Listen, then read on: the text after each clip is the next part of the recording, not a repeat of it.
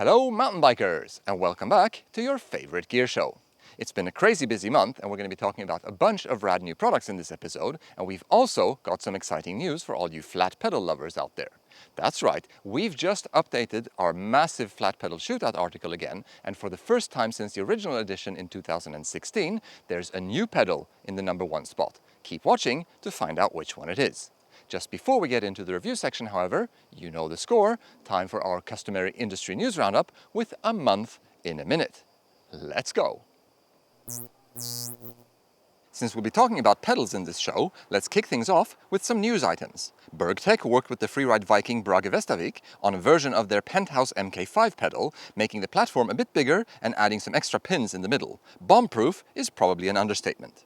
Tenet has some new rider signature colorways out, the Talus Turk Red and Blake Hansen Pink. Looks good on their pedals, for example. Also colorful, Raceface has updated their Chester composite pedal to give it more pronounced concavity. It's now available in 2 sizes as well.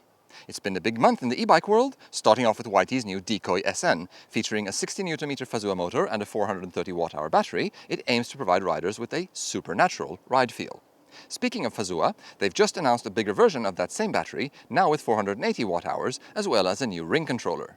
Bosch is working with TRP and Shimano to provide more automatic and intelligent e-bike shifting solutions. Drone specialist DJI entered the e-bike market and made some pretty massive waves with both a new motor system and a whole new bike brand to go with it. The AM Flow PL is a full-power e-bike that puts out a whopping 850 watts for a total bike weight of just 19.2 kilos. Early days yet, but it certainly looks like a game changer.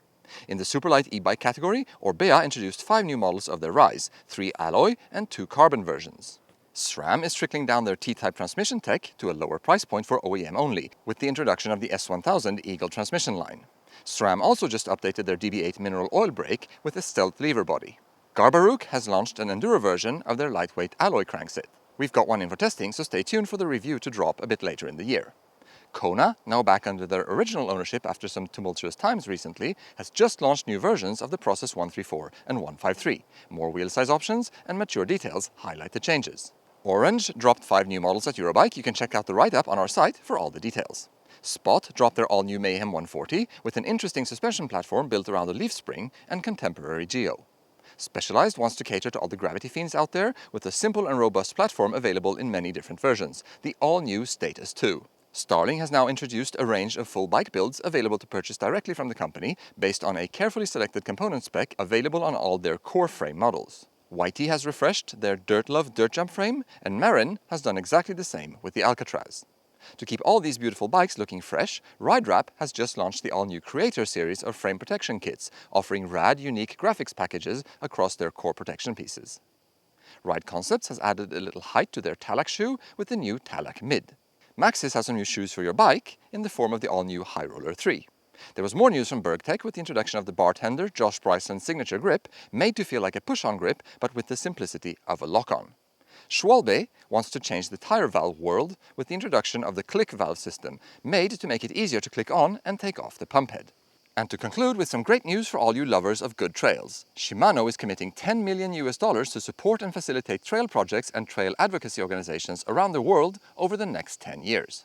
$10 million for trails sounds pretty good to us. Thanks, Shimano. Okay then, time to move on to the reviews. And as promised, we're going to start things off with a shake-up of our long-standing flat pedal rankings and a presentation of the new #1.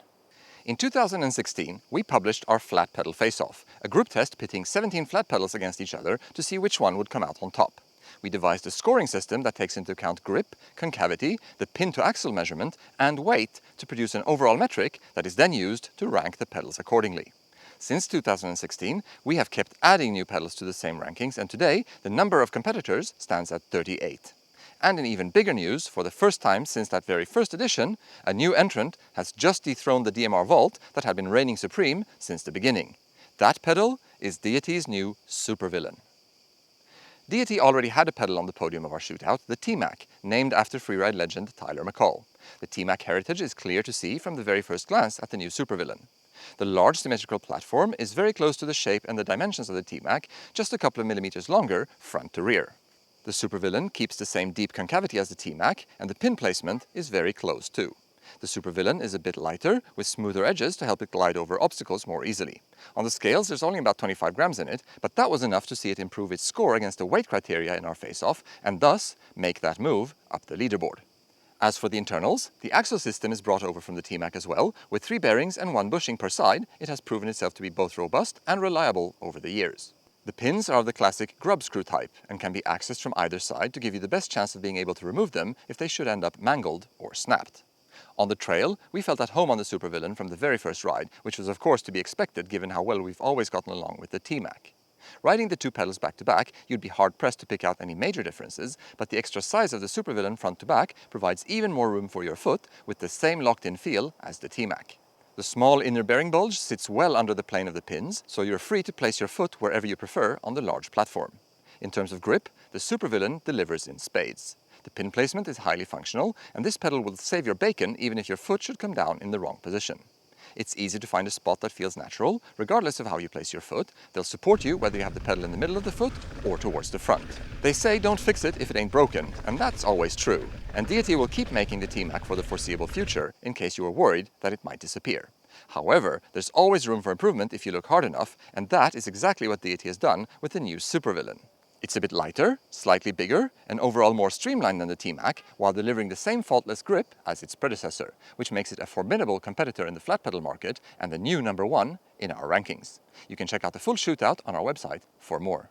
With peak summer upon us here in the Northern Hemisphere, many of you might be looking for some lightweight and pedal-friendly knee protection that'll keep you safe without feeling too warm and bulky.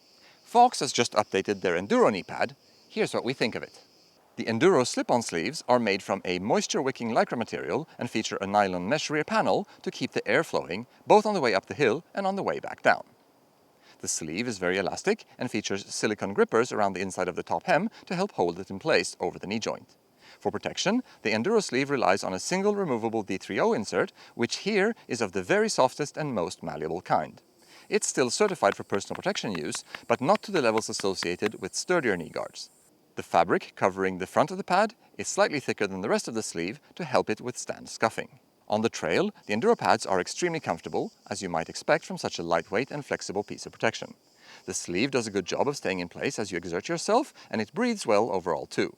You can wear these for full days out in the saddle, including hours of pedaling, and we had good results running them under a pant as well. They don't interfere with the leg movements, and we did not note any form of irritation, even after multiple days of intensive bike park use. As for the protection on offer, it's minimal at best. The D3O material will of course stiffen up under impact, but the pad here is extra thin and soft and will not provide as much protection as a beefier knee guard. The very flexible nature of the sleeve itself also means it's a bit more prone to moving around during an impact. Pick these when you favor comfort and breathability over higher levels of protection. Okay then, that's the end of the show. We hope you enjoyed it. Thanks for taking the time to tune in. As always, don't forget to like, comment and subscribe. And until next time, happy trails.